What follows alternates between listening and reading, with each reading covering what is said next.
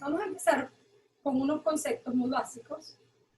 Yo les pedí a ustedes que hicieran una lectura del profesor Carlos Lomas, un texto sobre competencia comunicativa, y que viesen un documental. Si no tuvieron oportunidad de verlo, porque realmente se lo mandé apenas hace 2 días, no hay problema, luego lo conversamos. En particular el de competencia comunicativa, sí me hubiese gustado que lo viesen, ya vamos a interactuar al respecto, cuando toque la próxima lámina. Pero ya empezamos en materia de comunicación.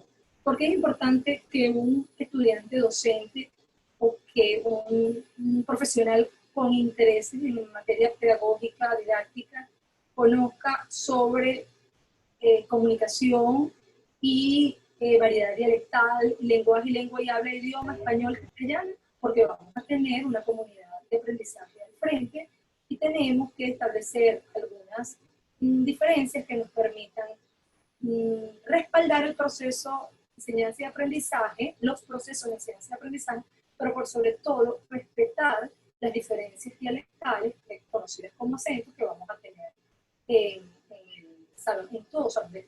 Generalmente eso ocurre. Es difícil que no haya alguien que tenga alguna particularidad en el aula. Muy sensible esto, sobre todo cuando el caso es inicial, primaria y media general, media básica general, como se le llama acá en Venezuela. Fíjense ustedes, la variedad, lo que se conoce como variedad dialectal, es justamente este rasgo característico que tienen un grupo de hablantes propio de una lengua, ¿sí? Una lengua grande, y hay variedades que confluyen alrededor de esta lengua. El castellano, el idioma que nosotros hablamos, según la Constitución hablamos castellano. Yo prefiero hablar de español de Venezuela, como qué sé yo, en el Día del Lesma, la profesora Rita Jaime, especialista en el área, porque es una variedad del español que se habla en España. España, el que más habla español en el mundo es México.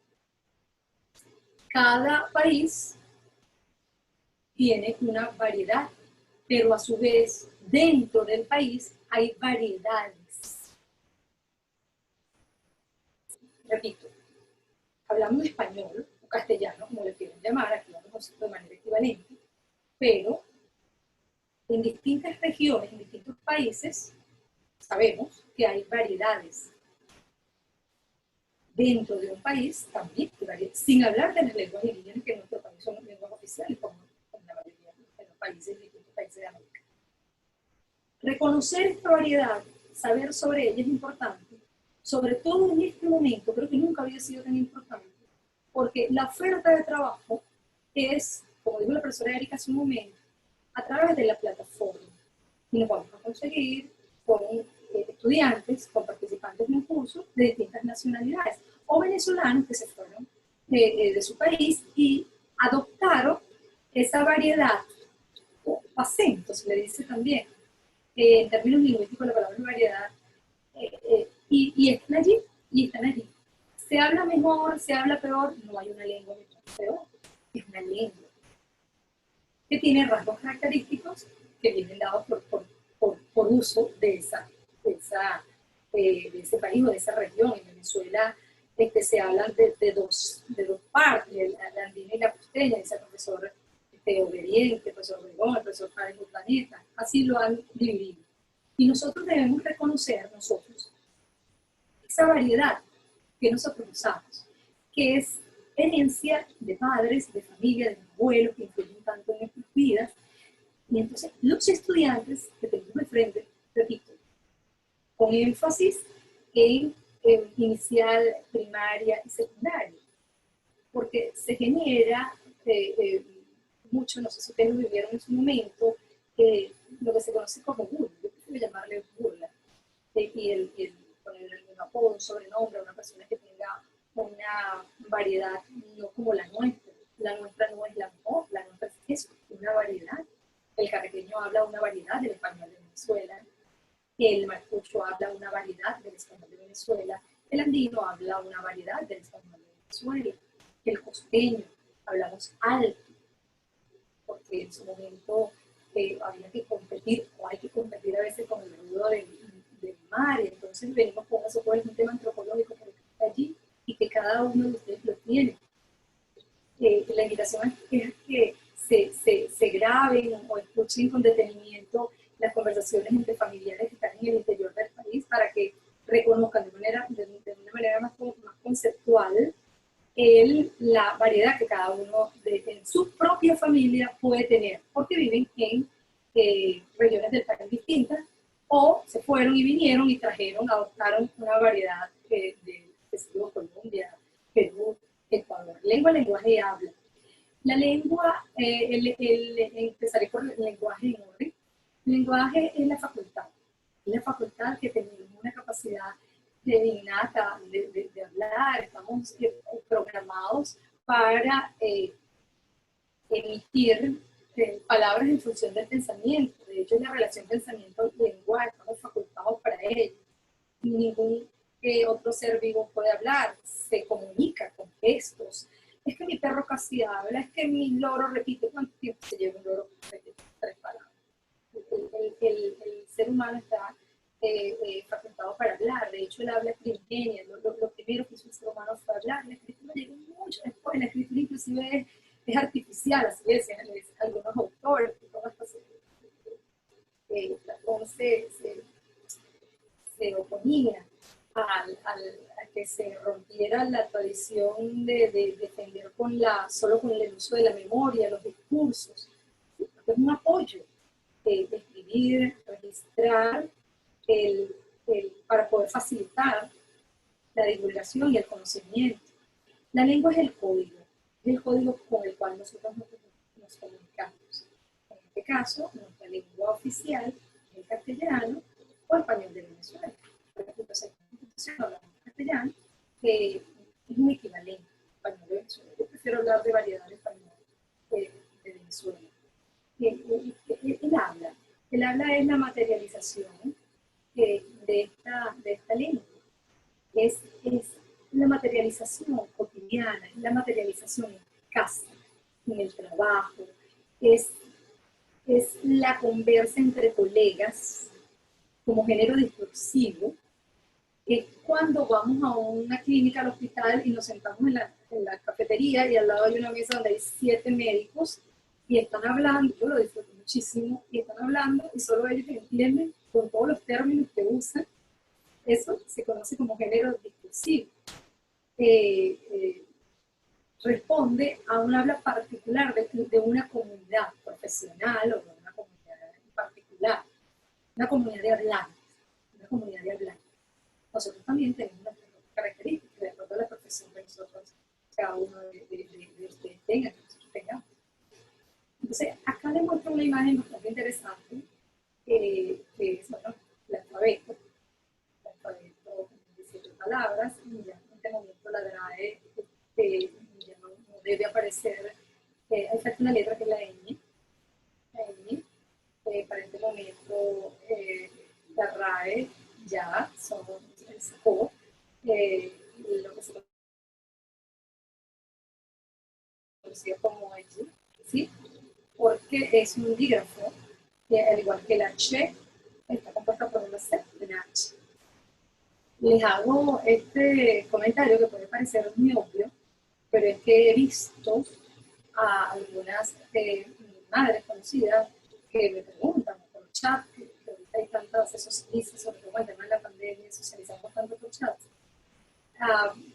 bueno, la maestra le mandó una tarea y la maestra hace la observación de que faltan 2 letras.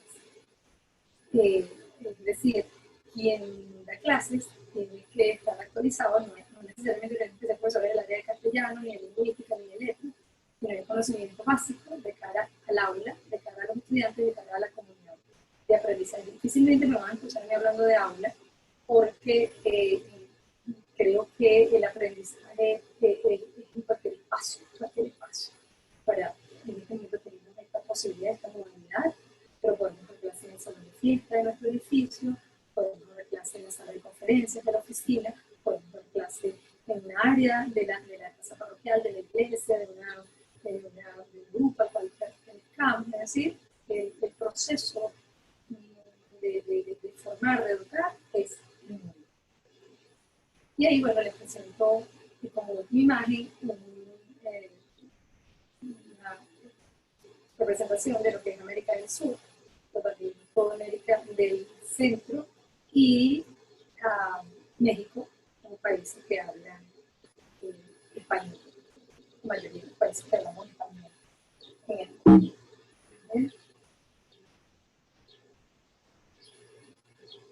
Variedad y acento. Aquí lo que hago es repetir un poco, darle, colocar una imagen un poco más precisa de los países que hablan como lengua oficial el español y reiterar lo de variedad de acento. Se usa a veces como equivalente, pero bueno, la variedad es, depende del contexto que coloque la lengua. El acento es más relacionado con el habla, ¿sí? Un acento que tiene alguna comunidad muy particular de hablantes, de la cual, por cierto, cada uno de nosotros forma parte. Competencia comunicativa. Justamente este es el punto por lo cual les mandé a leer, les pedí que leyeran el artículo del profesor Carlos Lomas. Voy a ver si puedo por aquí entrar. Allá. Voy a salir un poco. Si alguien quiere activar su micrófono, puede hacerlo en este momento en función de comentar según la lectura de competencias comunicativas. Si alguien pudo leer, de todas maneras en la próxima sesión lo ampliaremos, sobre competencia comunicativa. Me interesa mucho que manejen este concepto, porque así como la profesora Erika Marano les habla de competencia digital, y como ya ustedes seguramente han visto, vieron con la profesora Carmen el tema de competencias, en este momento el punto de interés para nosotros es la competencia comunicativa. Adelante. Bueno, profe, ¿me escucha? Sí, cómo no. Buenos días, ¿cómo está? Le habla Víctor. Hola, Víctor, buenos días, adelante. Profe, le quería hacer un comentario, que es que los muchachos, creo que usted no está leyendo el chat y para algunos se escucha bastante bajito, profe. Para ver si puede hablar un poquito más, para saber si podría poder aumentar un poco el tono de voz. Qué raro. Ok, sí, me acerco más al... Ajá, díganme, ahora envíame información, ¿se escucha mejor? Muchísimo mejor, profe. Ok, listo. Ok, ¿alguien quiere comentar algo en relación con la lectura competencia comunicativa? Ok, lo dejamos para luego. Entiendo que ya la deben haber comenzado. Competencia comunicativa no es otra cosa que la posibilidad que tienen los hablantes de conocer, de estar dispuesto y demostrar habilidades en el acto de comunicación. No basta con conocer gramática, no basta con ser buenos escritores, no basta con saber tener un léxico muy amplio y muy diverso por las lecturas que hemos hecho. La competencia comunicativa tiene mucho que ver con una palabra clave, que es la adecuación. ¿Dónde? ¿Cuándo? ¿Por qué? ¿Y para qué? Cuando explicamos algo, lo explicamos en función de qué. Sobre todo, si la explicación es para un grupo de participantes.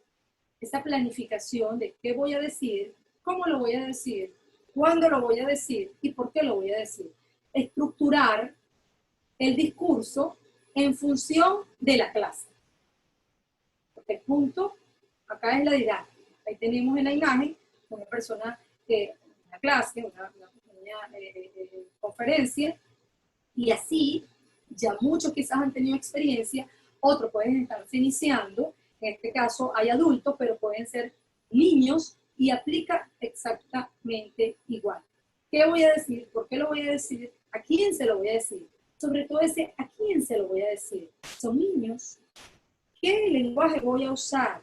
¿Qué discurso voy a usar para captar, para impactar, para que llegue la información ¿Cómo lo voy a ilustrar? ¿Con qué me voy a apoyar? ¿Cuáles son esos recursos de ese medio para hacerme entender, para que mi clase se entienda, para que como tutor digital, quien está viéndome del otro lado de la cámara pueda interpretar la información y luego hacerla funcionar, por supuesto. La expresión oral. Podría poner allí el lenguaje oral, podría colocar allí la comunicación oral, en fin, expresarnos. Expresarnos oralmente no se limita al hablar. Cuando nos expresamos oralmente, hay una serie de características que están puestas en la escena. Y esto aplica de manera presencial, pero también bajo esta vía. En este momento está yo frente a ustedes al otro lado de la cámara. Fíjense, interesantísimo esto. En este momento, cuando nos toca trabajar a través de un seminario, de una conferencia, a través de una de estas plataformas, solemos ver a los cuadrantes, buscando la mirada del otro, porque es que el ser humano socializa, es mente que socializa, busca un ancla, busca un feedback con la mirada, con la expresión. En esta oportunidad, bajo esta modalidad, es difícil tener a todos los estudiantes haciendo ese contacto visual, porque muchos no se pueden conectar, no pueden prender la cámara, o no quieren prender la cámara.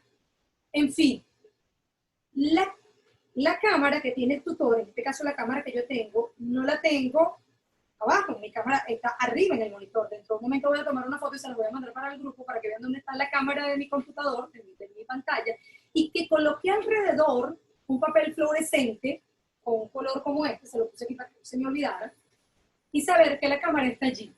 En este momento, yo estoy viendo a la cámara. En este momento, debo estar haciendo contacto visual con quienes tienen la cámara encendida. Porque justo en ese punto verde están ustedes viendo. Si yo bajo la mirada, estoy buscando los cuadrantes y estoy viendo algunas caritas, algunas imágenes, pero no hay contacto visual directo.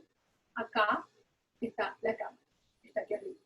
Aquí es donde tenemos que ver. Allí, hacer ver que ahí están todos los participantes para que haya el contacto visual. Hemos visto ustedes una imagen de un aprendizaje vía online y facilitadores con distintas etapas. Hay uno, en la última lámina está un facilitador con niños de ser primaria. Abajo, ¿qué, cómo, para qué? ¿Cuál es el objetivo y la competencia que me planteo? Organizar el discurso, organizar la clase. No solamente se organizan los contenidos, si estos son los contenidos, de la planificación, estas son las referencias, pero también esa introducción, ¿cómo la voy a plantear? En función de la audiencia que tengo. La audiencia hay que conocerla. Debemos saber quién es la audiencia, o por lo menos unas características de predominio para saber, para conocer sobre las expectativas y las particularidades del público audiencia. Tener mucha intuición para determinar cómo vamos, en la medida que vamos explicando. Asunto difícil cuando se hace desde esta modalidad. Yo no puedo verlos ahorita a ustedes directamente para saber quién está bostezando, quién se colocó la almohada para descansar mientras la profesora está hablando, quien colocó la imagen y se fue a hacer otras cosas, y como saben que están grabando la clase, después la ven por YouTube, pero está ahí en la asistencia, o el que está prestando atención y está ahí a la expectativa con el chat escribiendo o tomando alguna nota. Eso no ocurre cuando la comunicación se da por esta vía. De manera presencial es mucho más fácil captar. Por ello, las láminas que colocamos cuando trabajamos de manera presencial deben tener unas particularidades distintas a las que utilizamos cuando trabajamos de manera a distancia, ¿sí? Tratar de centralizar la información en el profesor, en la voz, y que se dé la mayor cantidad de retroalimentación a través del chat, así como hemos estado haciendo en las distintas sesiones.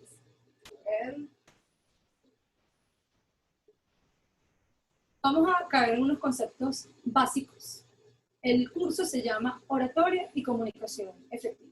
Oratoria, oros, orare, el verbo orar en latín, hablar, orar. Comunicación efectiva, comunicar de manera efectiva, es decir, precisa, decir sí, usted quiere decir sí y decir no cuando haya que decir no.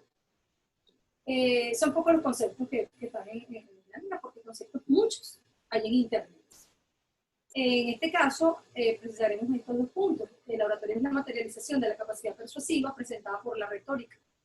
Es el arte de hablar con elocuencia, la forma de dar discursos, conferencias o sermones. Mientras que la retórica es la teoría del discurso concreto. Hablar de teoría oratoria es hablar de retórica. En cambio, hablar de práctica retórica es hablar de oratoria. Es decir, la oratoria es la materialización de esta capacidad persuasiva.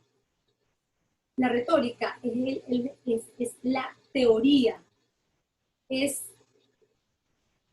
la construcción del discurso, el inicio, desarrollo, cierre, cómo lo plasmo, la coherencia, qué marcador discursivo uso al inicio, en medio de, para cerrar, cuáles son esas palabras claves que me permito usar porque el público así necesita que sea. Yo tengo una audiencia con tales y cuales características. Entonces yo tengo que preparar un discurso concreto en función de esas características. Cuando lo materializo, cuando soy capaz de materializar y de expresar esas distintas emociones, estoy siendo un orador.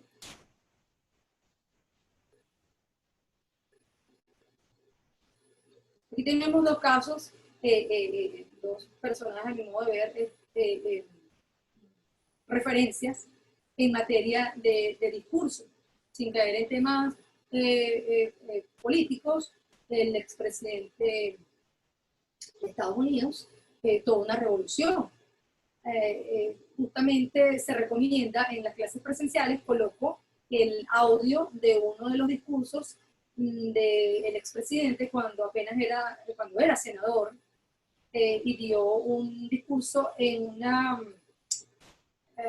asamblea demócrata, convención demócrata se le dice, convención demócrata en Boston, sí, Boston, año 2005, creo que fue. Este discurso se dice que fue el discurso que lo lanzó. Ahí hay mucho que escudriñar. Yo los invito, cuando lo vean, le puedo pasar el link, como ejemplo de discurso político emotivo, ¿sí?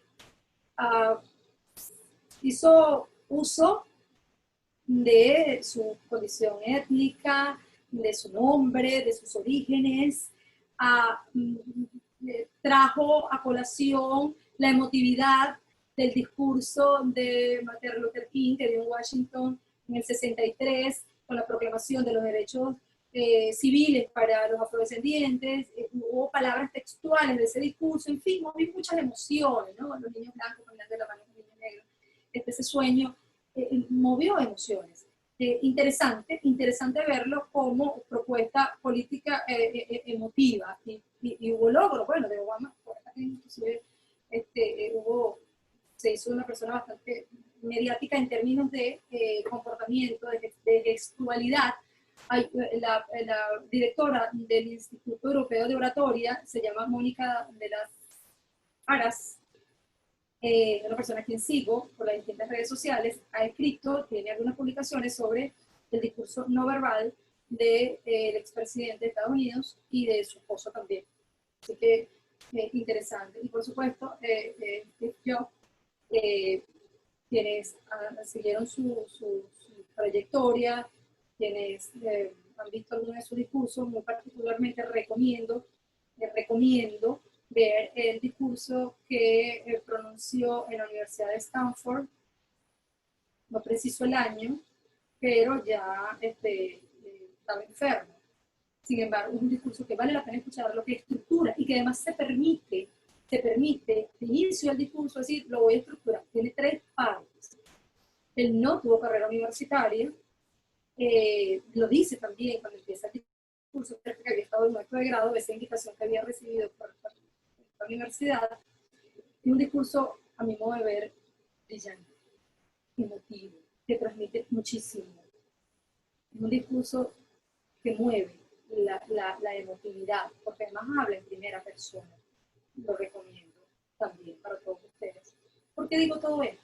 Porque Aristóteles, ya en el año cuarto antes de Cristo, había escrito pues, su tratado, está en internet, para quienes estudiaron comunicación social, letras, deben haber ya, se deben haber paseado por este material, y estructura el discurso en etos, logos, patos, que no es otra cosa que el etos es la fuente, quien lo dice, ¿sí? Etos, ética, quien lo dice, es la persona que lo está diciendo. El mensaje, que es la argumentación per se, es fuente del desarrollo del contenido, cómo se plantea ese contenido, esa fuerza de información que hay ahí adentro. Y como tercera etapa habla de las emociones. Esas emociones que busca el político y el conferencista, el empresario, motivador, exitoso, transmitir. Cada quien tiene un objetivo. No es ingenuo. Aquí no hay ingenuidad. Y la invitación es a que seamos más conscientes de lo que decimos, delante de quién lo decimos y por qué lo decimos. Por supuesto, para quién. En este caso, el político establece algo así como que, permiso, un cuadro y le habla de 3 etapas. El político tiene el público, todo es el público, todo es el público. Pero la audiencia, ¿cuál es la audiencia que va dirigiendo? Aquí está el que sigue esa línea partidista. ¿Sí? Ese político que va a seguir a ese candidato, diga lo que diga y haga lo que haga. Aquí está. Es el pro, por darle algún nombre. Diga lo que diga, va a hacer ese candidato, él lo va a seguir. Al otro extremo tenemos el que no lo va a seguir, que es la oposición, pero esa oposición fuerte, ¿no? Que este candidato haga el mejor trabajo, el mejor esfuerzo, sea coherente, esta persona le va a caer. Pero entonces tenemos aquí una población que es justo, esto es el discurso político, aquí en este político va a buscar dirigir, porque es su audiencia no son sus seguidores, y tampoco esa oposición fuerte, extrema que tiene. Y justamente esa parte de la población que está allí esperando escuchar algo de aquí y de allá. En el discurso académico,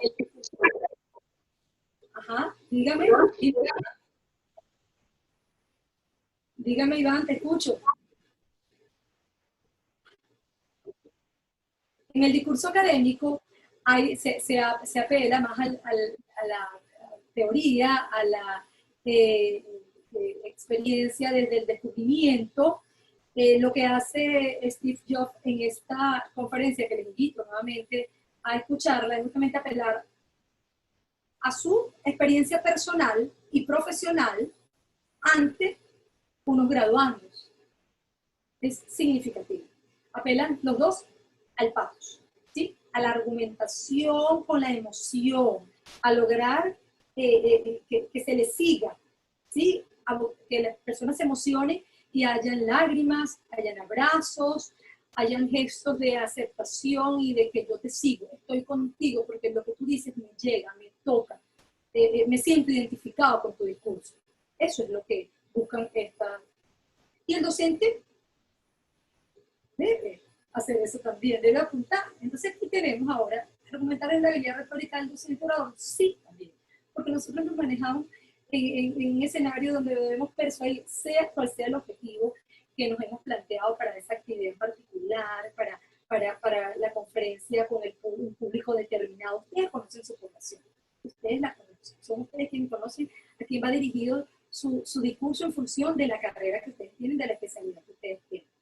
Entonces, ese discurso, ¿cómo les gusta?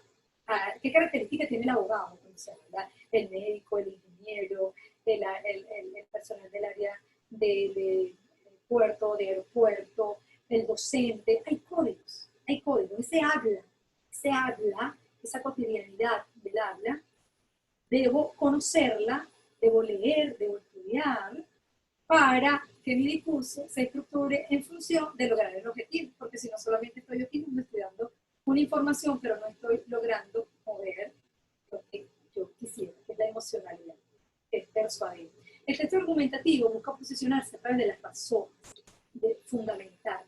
Quiero decirles que cuando yo hablo de texto, no me limito, o no hablo de texto escrito. Texto es texto oral y texto escrito. El texto es unidad semántica con significado. ¿Sí? Y la estructura de este texto oral o escrito es la misma. Es tesis, argumento, cierre. Lo que conocemos como inicio, desarrollo y cierre. La argumentación discursiva busca persuadir, influir.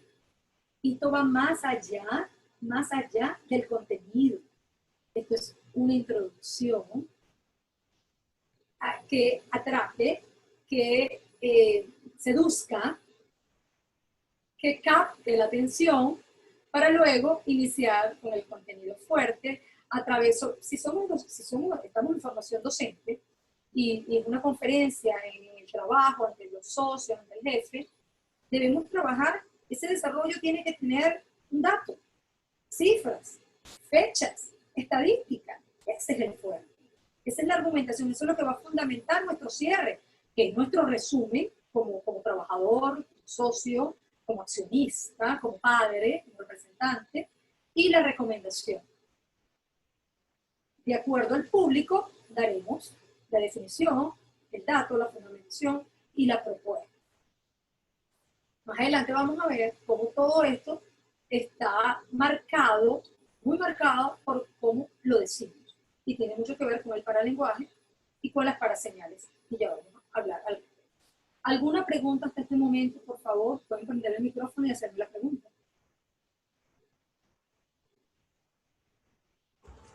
No por ahora, ninguna. Gracias, Liliana, gracias. Sí. Profe. Comunicación humanizada del docente facilitador. Esta es mi lámina favorita. Creo que Víctor tiene una pregunta, profesora. Ajá, dime, Víctor. Profe, las audiencias siempre quieren escuchar lo mismo, ¿o eso es un mito? Dime, repíteme. ¿Las audiencias tienen la tendencia a siempre querer escuchar lo mismo, o es un mito? Es que depende de la audiencia, depende de la audiencia. Las grandes masas. ¿Me estás hablando de un texto, de un discurso político, como el ejemplo que acabo de poner acá? Tal cual, profesora. Claro. El discurso político no es nuestro tema fuerte, pero es importante que conozcan también, porque nosotros no dejamos de hacer políticas públicas. Los profesores somos servidores públicos, y es una política pública enseñar, formar, comunicar. Y esta información también vale pues, para nuestro trabajo en el proceso. Hay una audiencia, la audiencia es a quien yo le voy a dirigir. ¿Qué me planteo yo? Que esta audiencia generar cambios, persuadir a una audiencia determinada. El público son todos, el público es todo. Tú puedes tener 2.000 personas al frente, ese es el público. Pero de ese público, ¿cuál es? ¿A quiénes yo quiero captar? A todos. A todos.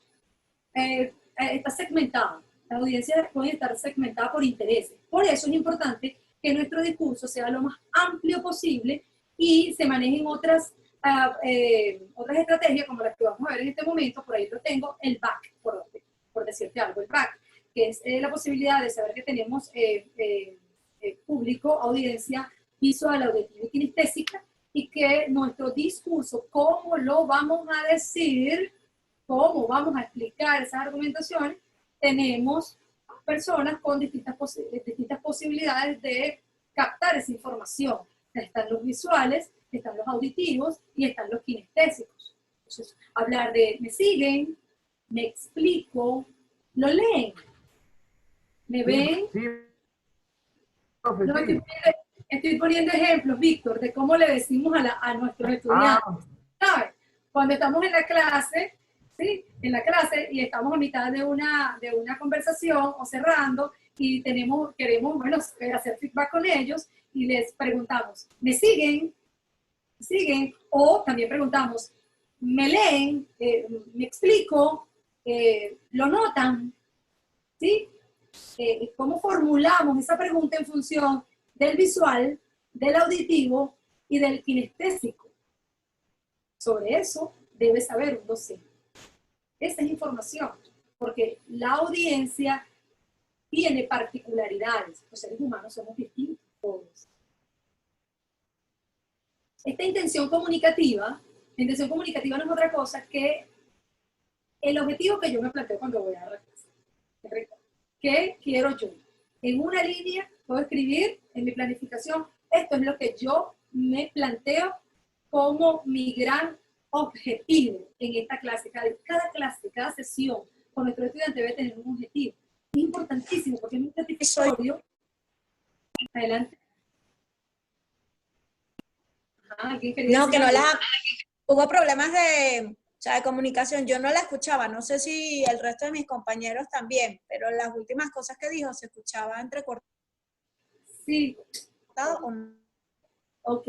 Les hablaba, gracias Susana, les hablaba de que el back que tiene al frente, de acá, no es otra cosa que las particularidades con las cuales los seres humanos captamos la información.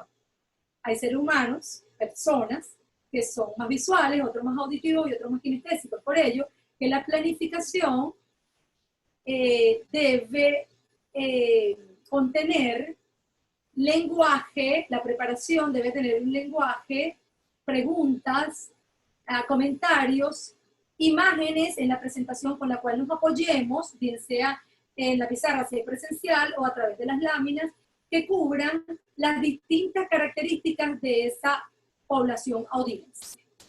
¿Sí? Visual, auditiva y kinestésica. Videos. Hay personas que les encanta, que pueden ver un video y aprenden, pero si alguien le da la receta por teléfono, no captan. Pero si ven cómo se prepara, lo hacen. A otras personas que son muy auditivas y otras que son... el kinestésico es el inquieto, el que quiere hacer. El que es el estudiante que está sentado, que además de que no soporta mucho estar sentado, uno lo ve como que se quiere decirte algo y hace contigo, con lo kinestésico, es fácil hacer anclas, que ellos sean nuestras anclas. Ancla es el término que se le da al estudiante cuando entramos al salón y empezamos a desarrollar la clase y nos está viendo y hace, y le dice a los, o sea, ese movimiento facial, corporal, nos da información. Y muchas veces lo hace de manera inconsciente y es lo mejor. Cuando es inconsciente, para nosotros es el ancla ideal, para el docente, para el conferencista, para quien está facilitando la información. La programación neurolingüística, neurológico,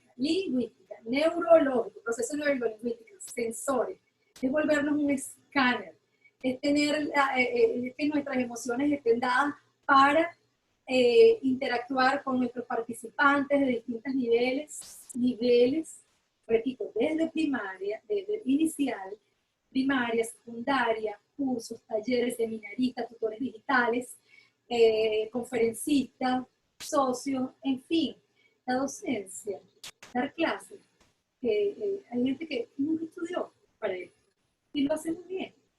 Y hay otros que deben formarse, sienten la necesidad de formarse para, bueno, además de mostrar que saben, tener el certificado y demostrar como parte de un currículo que, bueno, tengo un componente docente, pasé por una educación formal que me dio algunas herramientas para planificar, para aplicar algunas estrategias de cara a la educación presencial y de educación no presencial o semipresencial.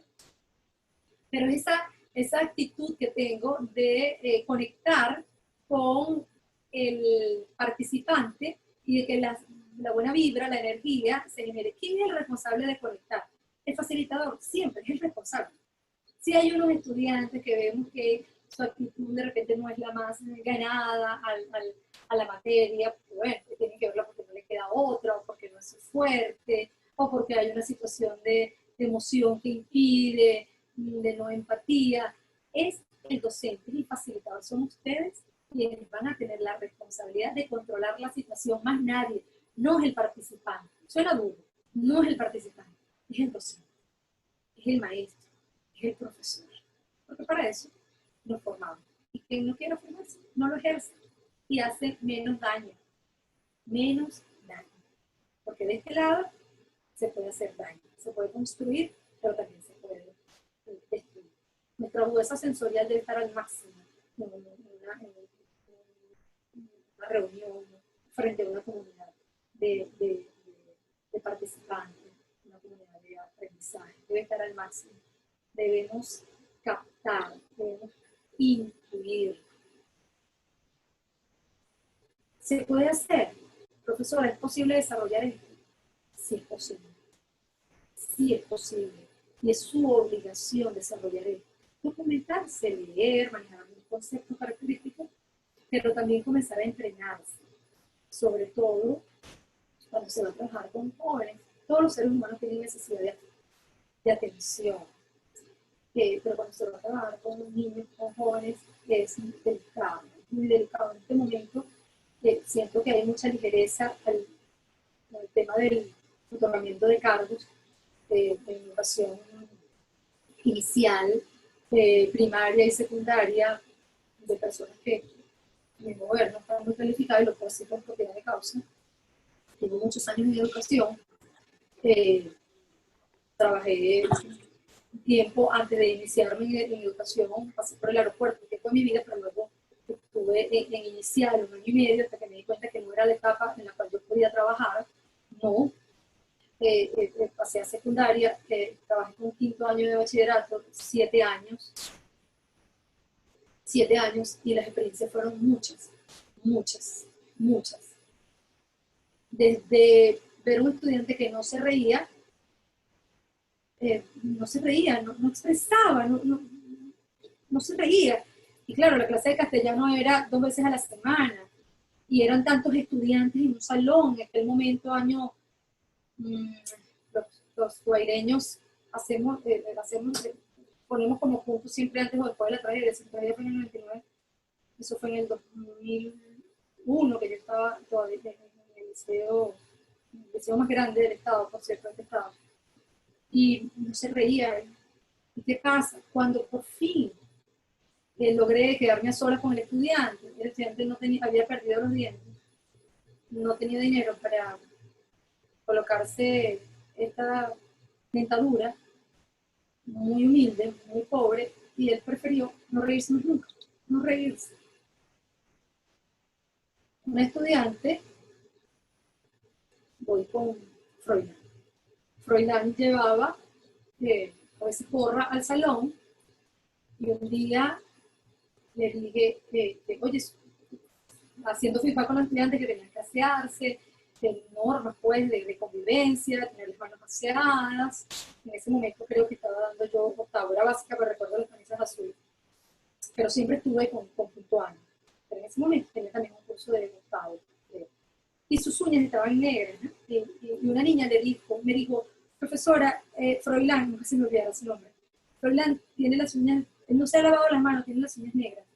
Y bueno, yo lo vi, él me miró, hubo una mirada tan profunda y hubo una lectura tan significativa que yo no le hice ningún comentario. Cuando se fueron los estudiantes, él se quedó y me dijo, profesora, yo sí me lavo las manos muy bien, solo que tengo cáncer avanzado, tengo leucemia, y la quimio, todavía lo digo y me emociono muchísimo, hace que tenga las uñas así. Froilán murió 2 años, casi 2 años después, siendo mi estudiante. En fin, y como ese caso muchísimo.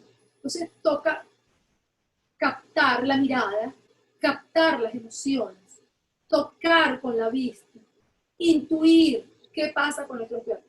Y esto es desde preescolar. En inicial también tuve experiencias. Trabajé siempre en colegios públicos y la problemática es grave, se los digo. Grave de maltrato, abuso sexual, siempre familiar. En fin, no somos especialistas, ni somos orientadores, ni vamos a ser psicólogos, solo hay que captar la situación y referir, y dar amor, y dar afecto. Y esto aplica en todos los niveles, porque cuando llegamos a la universidad también nos encontramos casos particulares y estudiantes que nos hablan con la mirada. Recientemente tuve un estudiante que tiene una enfermedad, no recuerdo el nombre de la enfermedad, pero ella va perdiendo poco a poco la visión. Poco a poco perdiendo la visión, ella va a quedar ciega. Entonces ella se ponía de primera con unos lentes y yo la notaba así como incómoda, bastante inquieta. Bueno, entonces se me acercó y me dijo que tenía una condición. Tener lentes es una condición. Si yo me quito estos lentes, yo no puedo ver de manera nítida lo que dice la pantalla. Es decir, yo tengo una condición visual. Es lo mismo que aplica que otra condición motora, por darle un ejemplo. Debemos ser maestros integrales e integradores. Integrales en nuestra formación, en la conciencia y la responsabilidad que implica pararse frente a un grupo y poder y saber que con la palabra podemos herir, reforzar, destruir. Esta condición también, saber manejar información, estamos obligados, tenemos la responsabilidad de conocer información sobre autismo leve, autismo moderado, sobre el déficit de atención con hiperactividad. Profesora, pero es que yo no soy psicóloga ni lo pienso ser, pero vamos a estar frente a una comunidad y podemos tener estudiantes de cualquier edad con un déficit, porque los adultos también pueden tener ese síndrome que no fue atendido en primaria por las razones que hayan sido. Ahora, ahora, hace como 2 años, un estudiante, no lo voy a nombrar, pasaba las materias. Cuando llegó al servicio comunitario, soy la coordinadora de extensión de la sede litoral, cuando llega al servicio comunitario y debe socializar, el programa de servicio comunitario es obligatorio para poderse graduar con docente a grado. Cuando empieza a socializar, ahí hay un problema. Me dice la trabajadora social, profesor, el estudiante tiene problemas para socializar, me está diciendo la tutora. Y el niño tenía esquizofrenia. Llegó y aprobó, así iba aprobando todas las materias, con autismo, con un poco de Asperger. Él tenía de todo un poco. Yo lo recuerdo ahora a él, de que llegué algunas veces a caminar por los pasillos de la universidad, y con una canaimita, sentado solo en un salón. Recuerdo que en una oportunidad entré a ese salón y le dije, ¿tú tienes clase aquí? Y me dijo, no, profesora, ya me retiro. Y salió, pero no veía la cara. Esto debe llamarnos la atención cuando entramos a un salón. De la universidad inclusive. Estudiantes que pasan matemáticas como buena nota, un Asperger. Hay que documentarse sobre eso. Estudiantes brillantes en ciencias aplicadas, pero cuando van a socializar, este estudiante del cual estoy hablando, luego comenzó a trabajar, tuvo un accidente laboral, falleció recientemente, no advirtió algunas cosas. Tal es que es toda una responsabilidad pararse frente a unos estudiantes. Y el lenguaje y la comunicación es sumamente importante. Por eso tenemos que activar nuestros sensores para captar información que nos permita no herir con el contenido, no herir con el discurso, y que las palabras que usemos sean palabras apropiadas. No podemos hablar ahorita de padres y representantes en primaria en un colegio público, de un barrio del Junquito, ni de Catialamar, porque muchos de los niños esa estructura familiar no la conocen. Hablemos de representantes, hablemos de familia, porque son muchas las abuelas que en este momento están criando a sus nietos porque los padres tuvieron que salir del país, no por placer, sino por necesidad. Y esto no solamente aplica en colegios públicos y de sectores vulnerables, esto también aplica en colegios privados. Porque todos en cualquier momento vivimos el duelo del familiar que se fue, que no está. Eso es un duelo. Como un orador, como un docente orador a través de su discurso, de la materia que sea, del área que sea, puede usar alguna frase que no tenga cabida en ese momento, porque puede. Entonces tenemos que cuidar hasta las palabras que decimos para no herir, para reforzar, para abrazar, para mostrarnos como facilitadores integrales de información e integradores. Aquí, todos conmigo, porque lo que yo digo no los va a herir, más bien los va a abrazar. Sea la clase que sea, esto aplica para todas las áreas del conocimiento. Voy primero con ahí lo tengo, la calibración. Ahí lo tiene. Tengo unos apuntes por acá. La calibración no es otra cosa que la observación. Es como yo observo al participante, al estudiante, en la conversación, al maestro del colegio, al director del colegio de mi hijo, al profesor universitario, al jefe, al compañero de trabajo, cómo en la conversa yo observo y puedo calibrar para tener un mejor acercamiento y que la comunicación sea de verdad efectiva y no sea una comunicación más. Yo tengo aquí unos apuntes que me voy a permitir leer. En calibración tenemos la observación, sincronizar para adecuar la expresión corporal con los estudiantes, porque no podemos perder de vista que nos estamos formando como docentes. ¿Cómo nos vamos a sentar delante de ellos? ¿Cuál es la actitud corporal? Importantísimo, eso lo vamos a ver en la segunda parte. Cómo el lenguaje no verbal define, marca una comunicación, mucho más que las palabras. Cómo nos sentamos, cómo nos retiramos un momento del escritorio y nos ponemos en posición a él, a ese estudiante para decirle, aquí te estoy escuchando. Pero no solamente porque lo dije, no solamente porque lo verbalicé, sino porque mi cuerpo está demostrando que yo lo estoy atendiendo y mi mirada lo está demostrando y aparte el teléfono lo puse a vibrar porque esa persona quiere conversar conmigo, un caso muy particular. Y la noto incómoda, la noto inquieta, está inquieto, está incómodo, sencillamente no quiere hablar conmigo, o no me quiere escuchar, pero debo, porque tengo un objetivo. Repito, la palabra objetivo sigue aquí, tengo un objetivo. Y ese objetivo es que se dé la comunicación y que haya una comunicación efectiva para que se logre ese objetivo. El rapport, lo tengo acá, también tengo unos puntos que me permito leer en voz alta. Es la sintonía, es la conexión, es la danza discreta, miren qué lindo, es la postura y los microgestos para con los estudiantes. Nunca perdiendo de vista que tenemos un participante.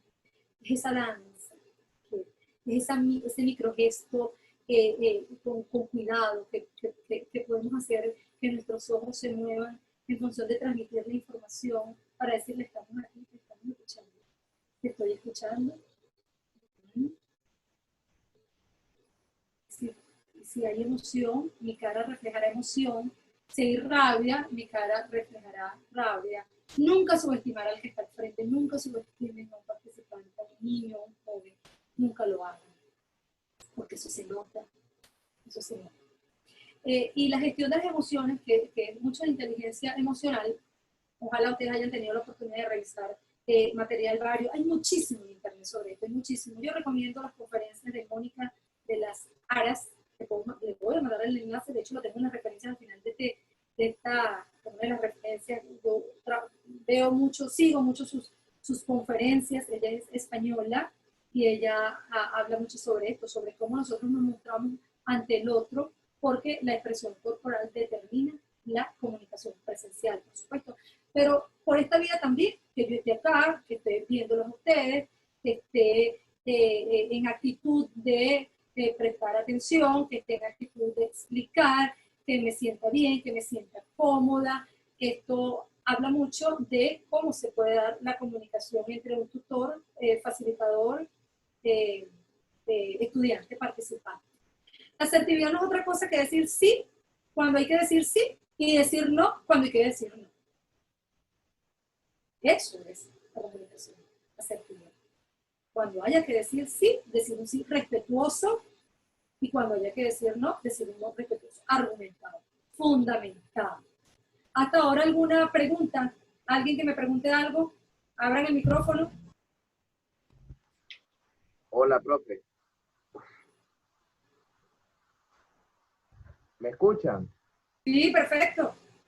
Profe, esto ha estado genial, magnífico, profesora. Esa experiencia que con todo llegó y captó toda mi atención acerca de las 6 herramientas para usar la comunicación humanizada como docente.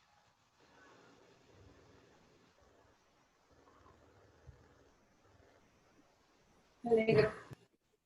Me alegro. ¿Me ¿Quién escuchan? más quiere decir algo? A ver. Hola, ¿me escuchan? ¿Sí? Hola, le habla Génesis. ¿Habla? Génesis. Hola, Génesis, bienvenida. Adelante. Te escucho perfecto. Bueno, yo quería hacer una consulta. Ahorita, ¿Sí? yo le doy clases de inglés a una niña que tiene 2 años. Y ella se expresa bien en español, pero cuando es como que se queda completamente muda. A todo me responde sí, bien, pero, o sea, no sé cómo lograr que ella se comunique. Así me responde en español en la clase, no.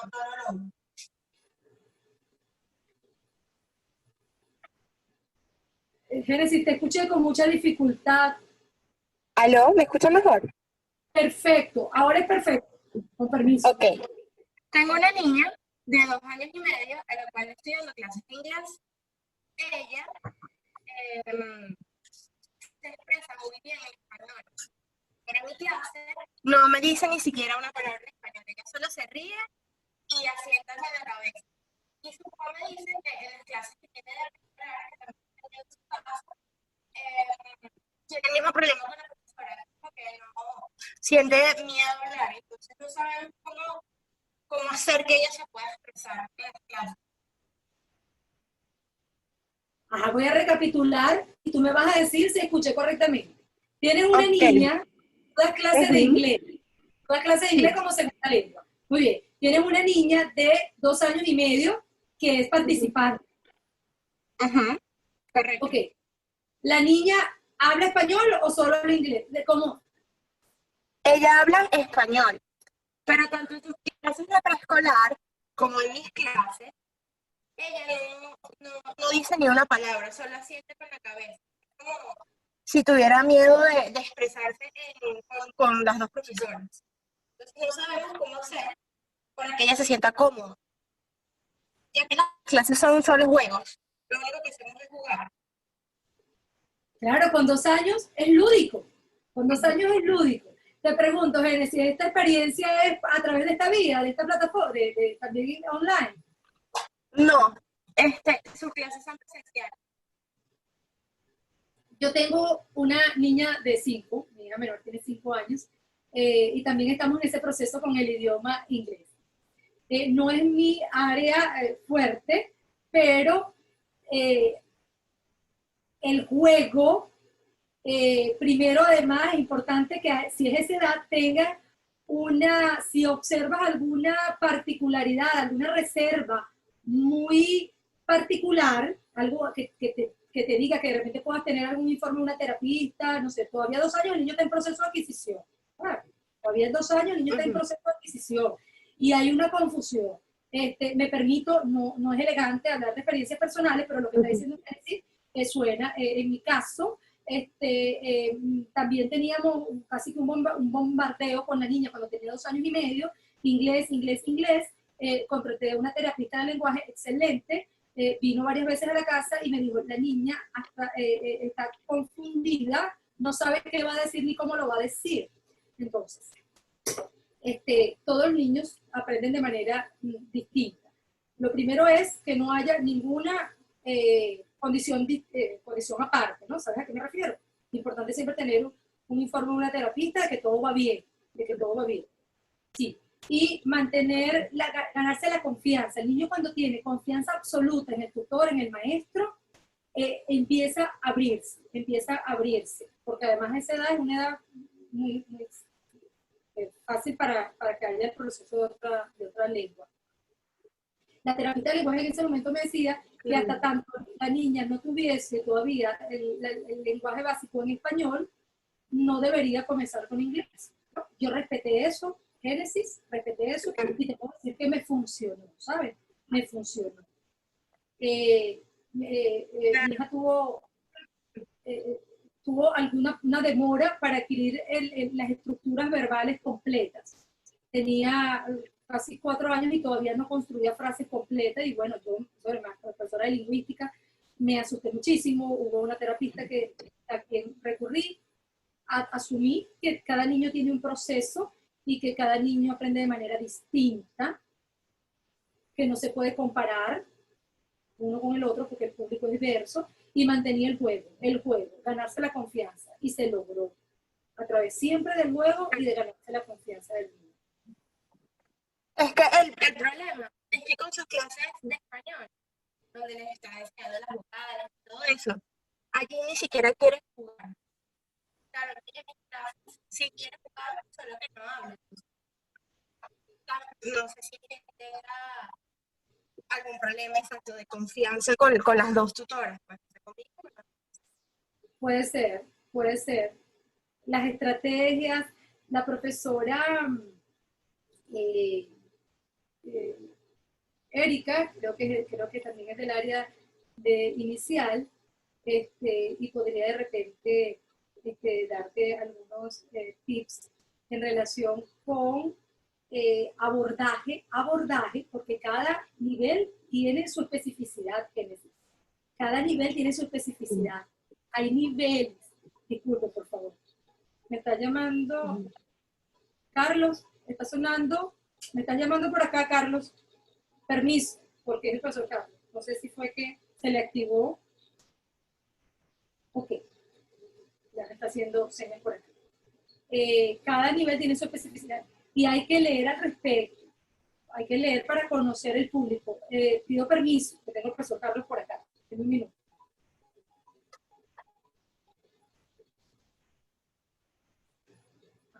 ¿Aló?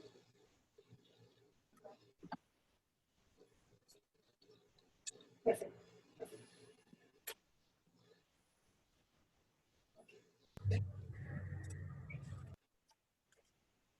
El profesor Carlos me está diciendo que tengo 10 minutos porque tiene otro compromiso.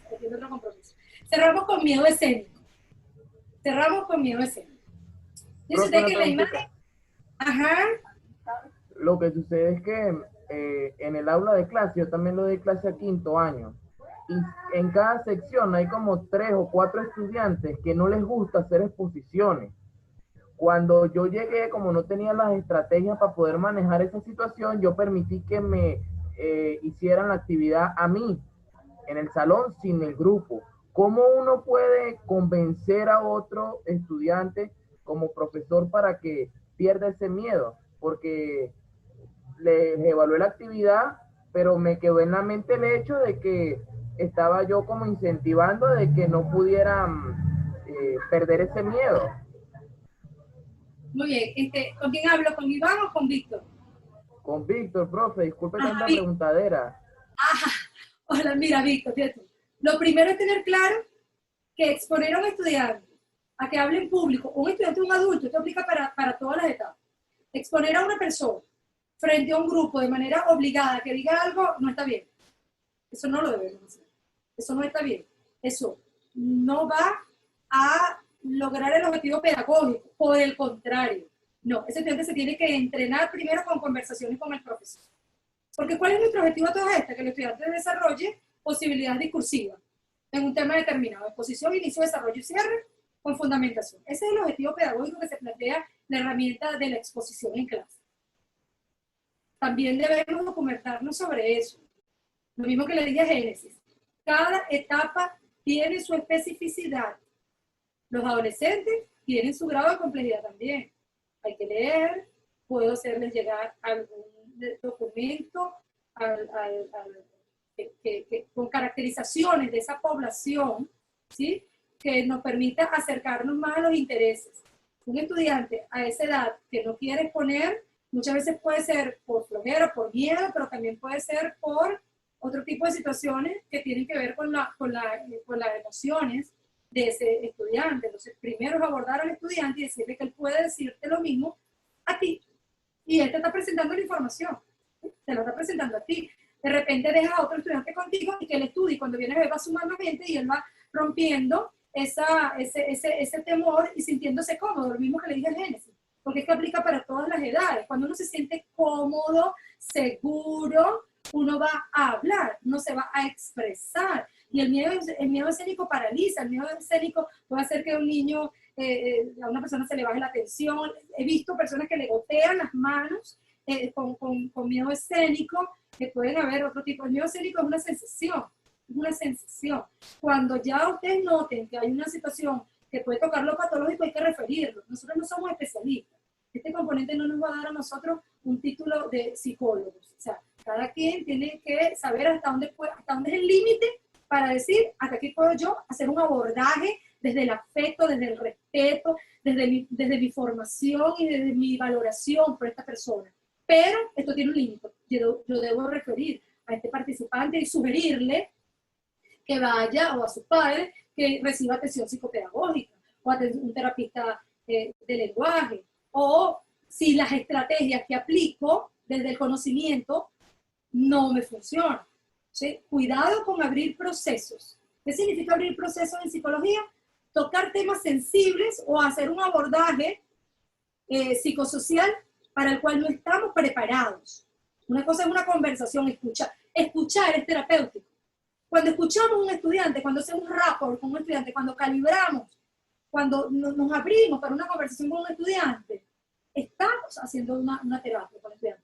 Pero no opinemos sobre lo que no conocemos. Bien, el profesor Carlos tiene una conferencia en un rato y entonces yo debo ser. Fue un placer, ya tienen esta primera parte, nos vemos el próximo viernes a las 9 de la mañana. Que no puedo abusar del profesor Carlos y de ustedes también, que deben tener compromisos. Profe, muchas gracias. Estuvo Gracias. excelente, maravilloso. Gracias, nos vemos el próximo viernes. Gracias por su clase, profe. Gracias a todos. Vean el documental, por favor, vean el documental que Profe, se llama Un crimen llamado educación. Véanlo, porfa. ¿Sí? Profe Carlos, ¿cuándo estarán las clases subidas? Que todos tenemos mucha inquietud y queremos volverlos a ver. Ok, creo que ya hay una subida, la primera, ¿Y dónde están? en el canal YouTube del diplomado. Muchísimas gracias, profe. Ya tú tienes el link. Ah, María Magnolia. Claro, yo se los compartí. Ah, ok. Gracias, profe. Y este estará subido, tal vez lo pico en dos partes, una para la de la profesora Erika y otra para esta de oratoria. Y eso, bueno, gracias a todos Muchísimas por estar aquí y nos vemos el viernes. Nos vemos el viernes seguro. Buen Bueno, provecho. hasta luego. Gracias.